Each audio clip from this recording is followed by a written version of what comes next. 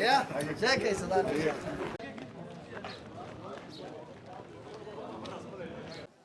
wasiirka wasaaradda dekedaha iyo gaadiidka badda xukuumadda federaalka Soomaaliya Cabdiqaadir Maxamed Nuur Jaamac oo wali ku sugan degmada waajid ee gobolka Bakool ayaa halkan ka wada kulamo kala duwan oo la qaadanayo bulshada degmadani maantana wuxuu mar kale kormeer ku maray guud ahaanba degmada isagoo la qaatay kulamo sidoo kale odayaasha dhaqanka dhalinyarada iyo sidoo kale ganacsatada ee degmadani sidoo kalena dhammaan soo kormeeray goobaha kala duwan ee suuqyada iyo sidoo kale goobaha isugu yimaadaan bulshada wasiirka ayaa bartamaha magaalada dabcan kula shaaxeynaya bulshada reer waajid kadib markii doorashadii qof iyo codka ahaa shalay loo dareeray sidoo kalena wasiirku mudooyinkaanba uu ka waday gudaha degmadani ololaha ku aadan xisbiga GSB uu ka tirsan yahay sidoo kalena reer waajid dabcan uu ka codsanayay in codkooda ay ugu shubaan xisbigaasi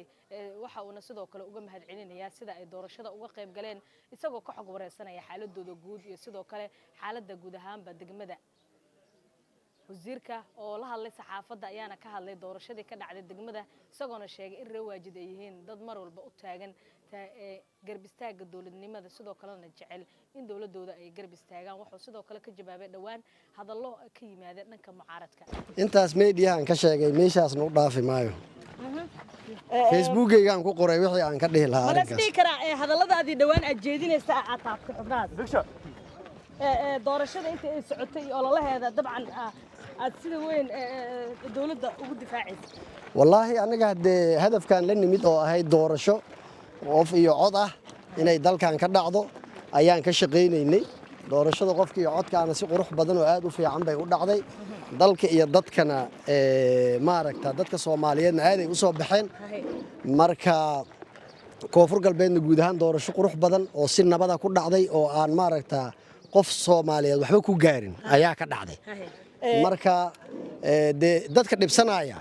oo waxaas quruxda badan dhacay dhibsanaya wixii laga filanayay bay sheegeen gamaadiid inta u dhaafi maayo maxaa ka wada hadda dad qof aniga isku level nahayba ma baahan yaan u jawaabaa aniga ninkaas ma hadda taa moogtahay ninka inuu iska caaytamo wax problema ma laha marka taariikhdayda aniga qof la yaqaanaanahay qof meeshuu siyaasadda ka soo galay la yaqaanaanahay qof yani lagu khaldami karo maba ihiba marka inaan Yuusuf hadda u jawaab macno ii sameeyay wuxuu dhahay ninkii dili rabay ayaa mustaqbalkiisa qorxiyay oo waxbarasho u diray dalka dibadiisa u diray leeyahay arinta ka waran ma jirtaa horta dadka mucaaradka waxaan u sheegaa